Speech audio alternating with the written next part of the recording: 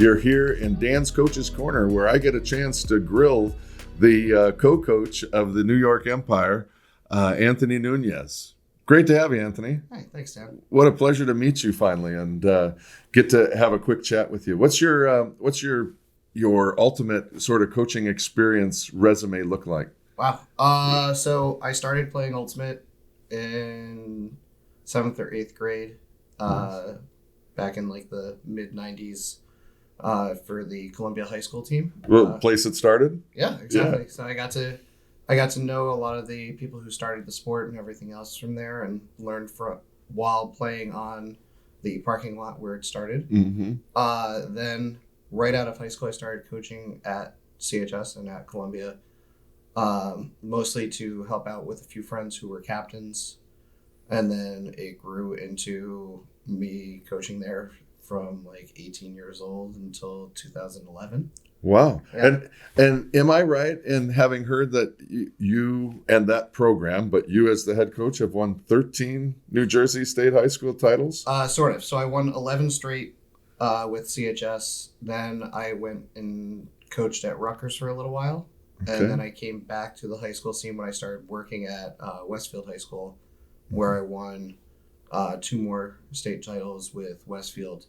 And I'm proud to say I've never not been in the finals at the state championships. That's awesome. Yeah. Yeah, like the 3 that you've been at but didn't win, Westfield won, something like that? Well, so I never lost with CHS, but we've lost to CHS 3 times.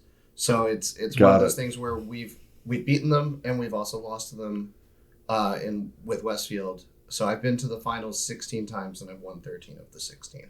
Wow. So yeah, the origins of Ultimate run deep at Columbia High School. Yeah. What current Empire players played at Columbia? Aren't there a couple? So Marquez played for Empire for me, or played at Empire and at Columbia High School with me. Yes. But that's it for that program. Okay. But I also was one of the founders and the head coach of the U20 Delaware Valley Youth League program, where we've had a few Empire players, as well as some Phoenix players and other players within the league who played youth club there. Yeah, that's a huge YCC program, hugely successful. I live in Minnesota and have gone. My son Ben plays for the Empire and played YCC, and Minnesota Superior played Devil, and I've been out there because the fields are close and I like Ultimate enough.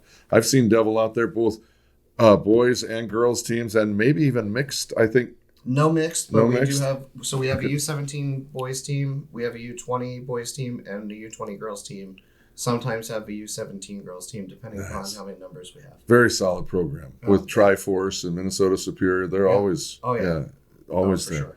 Well, with that kind of pedigree, having all that Ultimate talent kind of concentrated right near Columbia and Westfield, I bet you can get some really good YCC players. Tristan Yarder, didn't he play Devil? Yeah, so Tristan played at CHS and Devil, but I never coached him at CHS. Okay.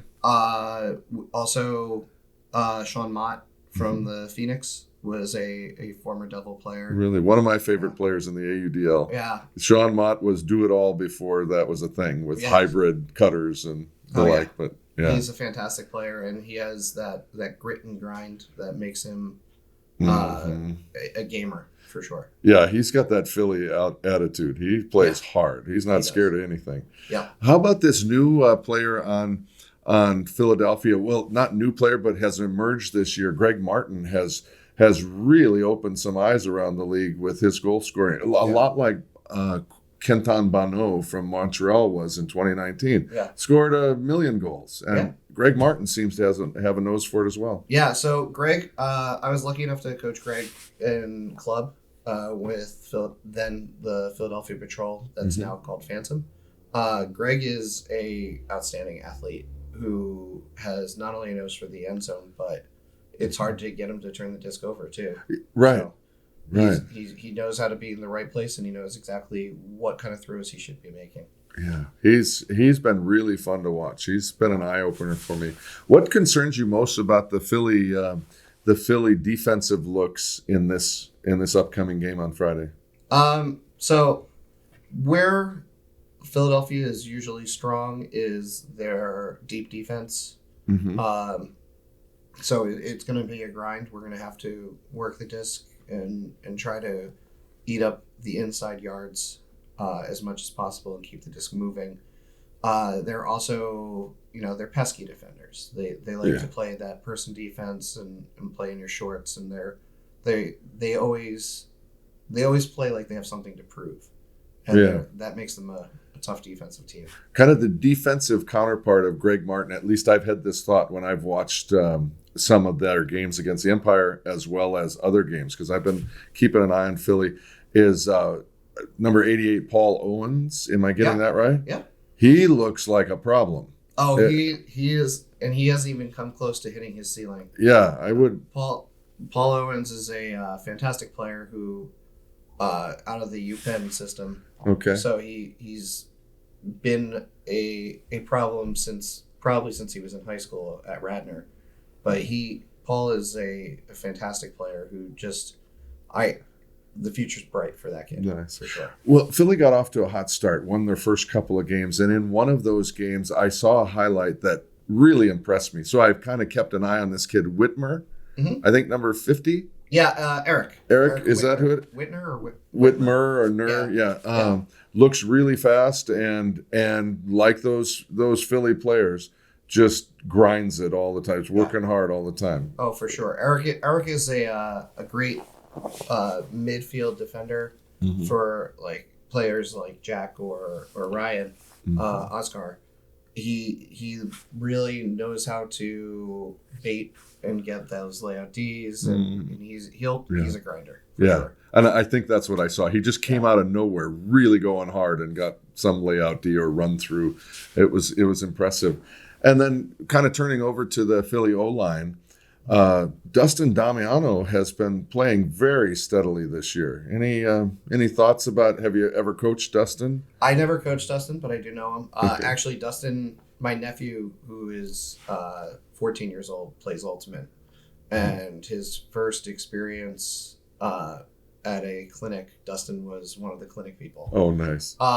Dustin is somebody who moved from like that Eric Whitmer type, where he was like a athletic grinder. He just kind of went all over the place, and now he's turned into a center handler, and he's very successful at it. Yeah, he's been very productive. Yeah, he is. Good. Thinking about then, you've got the back end of the doubleheader. Mm-hmm. Excuse me, Pittsburgh comes in, has had a tough year. Yeah. Certainly, admittedly, I think their one win is against the Phoenix. Yes. Yeah. What sort of top three? We have to beat the Thunderbirds at A, B, and C. What would you suggest? Probably the keys to the game will likely be. So it's with the Thunderbirds. It's a little similar to Philly, but not completely. They do run some zony looks as well as some person looks, and we just have to make sure that we have our spacing proper. We have to make sure our timing is there. Yeah.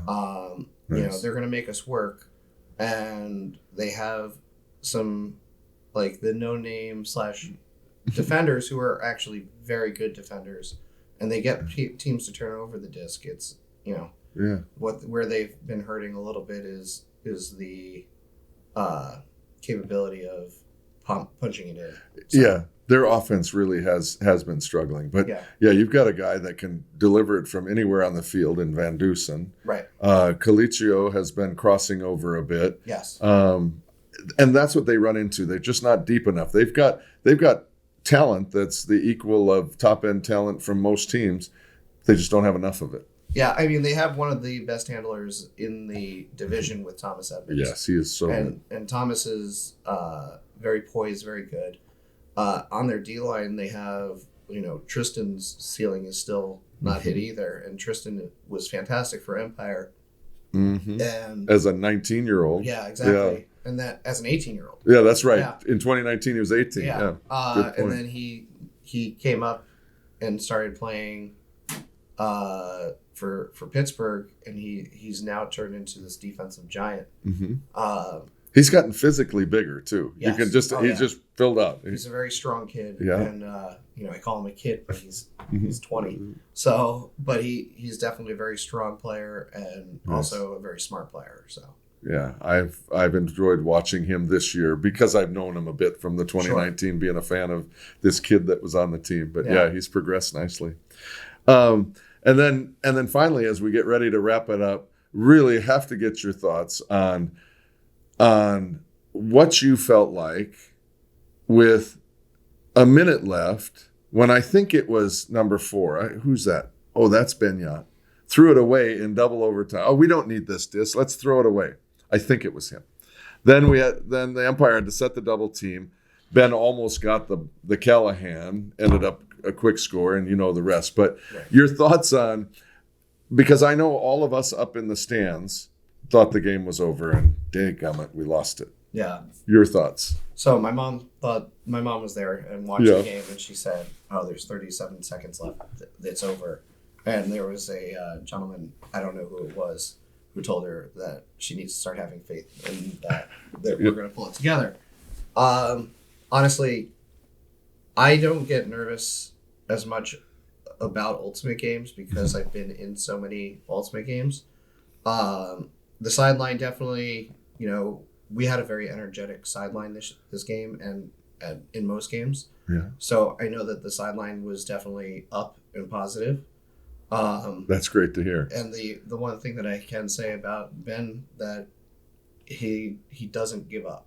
So knowing that even though the turnover happened, he was going to get that disc back. And then once we scored that goal and then we had only 29 seconds left, I knew that we've gotten that disc back before in Atlanta. And we have the capability on defense to use that short field and that small field very well, that we were going to get that disc back. And I knew if it went to double overtime, we were definitely winning. Nice. Yeah. Well, for them to misthrow that overhead hammer against a really tight double team, I think the second time Ben's out there at 6'6", but it was Babbitt and Lithio or whoever. And then Ben Katz got that one. And the transition from, okay, we got the D, we could win this. Nobody jumped up and down. They just started moving. And that last O point culminating in Jack running down that backhand in the corner was so smooth. Yeah. At that point, once they got it, and I saw how smoothly they moved out, and Marquez threw that simple looking, not so simple, 25-yard crossfield hammer thing. Yeah. After not having a great game, and then Ben threw that to Jack after not having a great game. Those guys they don't quit, and they apparently aren't affected by, hey, my last throw wasn't great. Right. My next throw is going to be perfect, and they were. Right. The difference between Empire and a lot of the other teams in this league is the fact that they have that unshakable mentality. Yeah. And just because they throw a turnover doesn't mean that they're going to, or if they have even an off game, because none of them had a bad game. It was just an off game, or off moments. Yeah. And that they have a short memory, and it's fantastic to see. It's really fun to work with and coach, because any time you're still in that game, even if you're down by 2, 3, or 4 points. I think that's a great point, Coach. That being down 2 with 37 seconds left in an overtime game against a very high quality opponent, we can still get there. We can still get the job done. That's nice going forward. That's nice having in your back pocket in a season, because this is not the 2019 team. Right. This is the 2021 team, and they're different. And having that in their back pocket, I think you'll get to cash that in later. Yeah, I agree. Yeah. Excited about where the league is headed? Are you? I mean, this is your first AUDL coaching experience, if I'm not mistaken. Right. Yeah. Yeah. All right. How do you feel about the league and the quality of the opponents and the quality of the game day experience, and what do you see happening with the AUDL in the next few years? So I have coached pro before. I coached the New York Rumble of the MLU. That's right. And they were a different organization. The AUDL, where it's successful, is that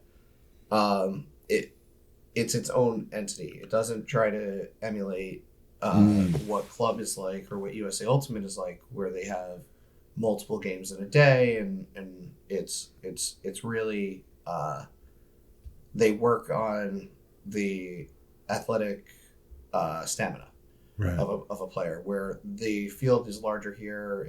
It's a single game, but it's 4 quarters. It is a lot on a body physically, but it's different than playing games to 15 at like 3 or 4 in a day. But I like this model a lot. I like the fact that there's stadiums, there's the fans, there's referees are something that I have come to where it's like whatever keeps the game fair. And I think that the refs do that, and they to the best of their ability. Yeah, exactly. Yeah, they don't get them all right. And no ref in any sport will ever get it right. Just like there's no observer that will ever get like a call right every single time. So the league itself, I could see it growing and definitely improving. I also think that it adds some years to some players' careers, because that's a great point. Because they don't have to play in those 3 to 4 games a day for 2 days. 2 or 3 days in a row, yeah. No kidding. And they get to just come, practice, play the one game, and play the 4 quarters, and then are done. Right. And they kind of just can have that recovery time. Anthony, I think that's a great point. I was talking earlier about the accessibility of the AUDL and this spectator model. Once a week in your hometown, you can build some loyalty. I would travel to different ultimate tournaments during Ben's college and club days. And you're right. You drive 8 hours to go sit out in the sun for 2 days. It's really kind of a miserable experience, not for somebody that loves ultimate. Sure. But kind of a miserable experience. It doesn't draw any local fans because the teams are from everywhere else, unless their nephew happens to play for the Minneapolis team and comes down. This draws fans and creates an event that is consumable both in person and on TV and in social media. Right. I think this model's here to stay. I do too. And it also, as long as teams are running things like very similar to how the Empire runs things, which is they treat it like it is a actual professional team, and it is not just a business, it's a family. Right. And the fact that the Empire can do that, other teams should be modeling after that feeling and that way of making it a community. Yeah, I think everything that elevates the AUDL sort of stature in the sports community is something that each individual team, whether it's the Stevens and you and Charlie as coaches and the players here, or across the country in Seattle or San Jose or wherever it is, really there's been a couple of incidents this year that haven't been up to what the standard ought to be in terms of game day readiness or preparation. Those things can be worked out. Sure. And in the larger picture, the game still happens. But if the AUDL wants to grow, and if we think this is like what it must have been in the early days of the NFL, where teams were scrapping together and getting who they could, getting John Nethercutt to join them, or and throw touchdown passes for one game, that's okay. But that the professionalism that this franchise brings to the AUDL, I think will help lead it, and that Dallas brings to it, and several of those other franchises. I think we need to see more of that, because that credibility brings fans, brings the parents of the kids that are excited about it, brings them on board. Okay, I can go down to New York to go see Jack Williams play because that's my kid's favorite. And he'll actually show up and be there, and the game will happen, and all of that. So I think we're headed in a really great direction. Sure, and every professional sport has those early, stories. Yeah. Like I early on, baseball was kind of one of those things where they had to clean up a bunch of the way the players acted, how the franchises were ran, how they would organize even travel and everything else. Sure. Same thing with basketball in like the Mhm. early 50s and 60s. Yeah. Football wasn't considered football really until the mid to late 60s. Right. And it's the same thing with Frisbee. They got to iron out a few of the wrinkles, Mhm. but they definitely have some of the right franchises, like you said, Dallas, New York, and I like what Minnesota's doing. Now, Yeah. I get to see that because that's Sure. where I live. But they're doing a really nice job. Yeah. The Surly, having somebody solid like Surly Mhm. behind them really helps as well. Yeah, So, it brings a legitimacy to it. absolutely, It's been a great year, hasn't it? it has. The ups and downs, teams coming out of nowhere to play Austin, pushing Dallas to the brink. Who would have guessed that? Oh yeah, Didn't quite get there, but I love seeing Atlanta's resurgence. yeah. I really like Rowan's impact on that young team, letting them play and just being kind of Yoda to that whole squad, and they look really good. Chicago and Minnesota look strong. Madison is they're beating people at Breeze Stevens. It's been a really compelling year. Oh yeah, it has, and it's it's fun. It's exciting.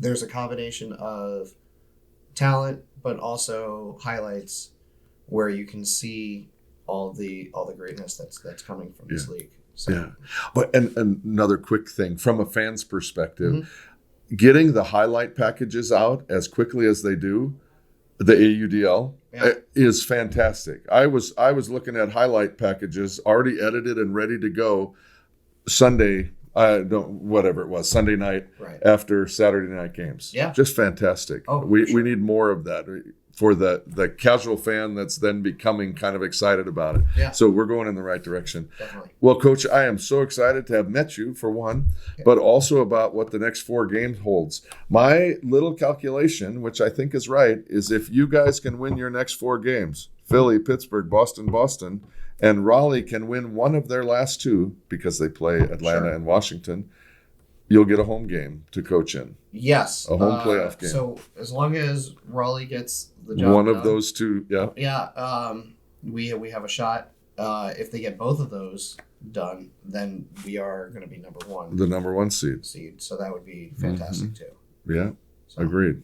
Do you have you probably can't say, but I'm going to ask you anyway, because, you know how we in the media are. We try to press coaches on it. Any opponent you'd rather play than another, or that you particularly fear of those 3 in the Atlantic Division that you're likely to see? I can say that I don't fear any of those teams. Right on.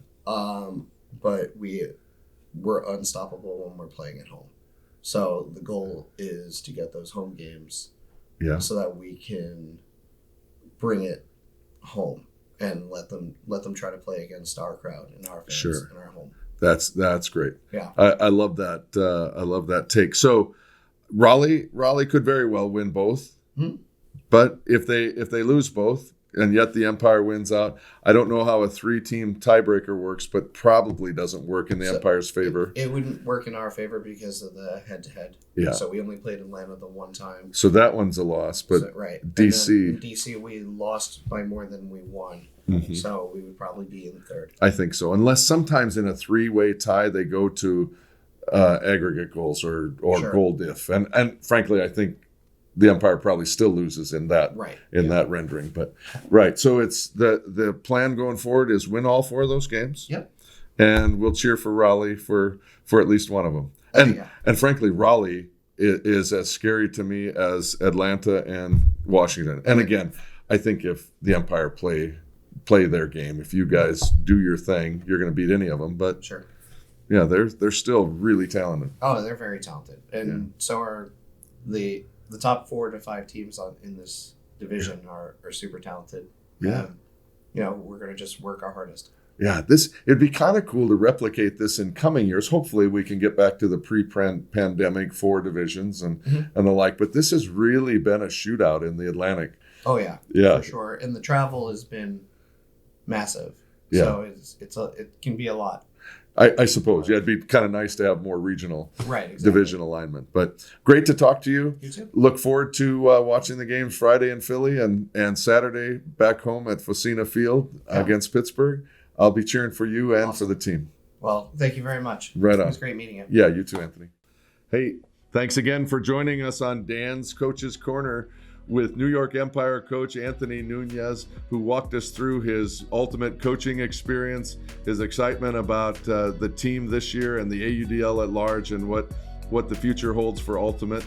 And we look forward to you joining us on Friday night for the Philly game and on Saturday for the Pittsburgh game, all on AUDL.tv. Have a great day.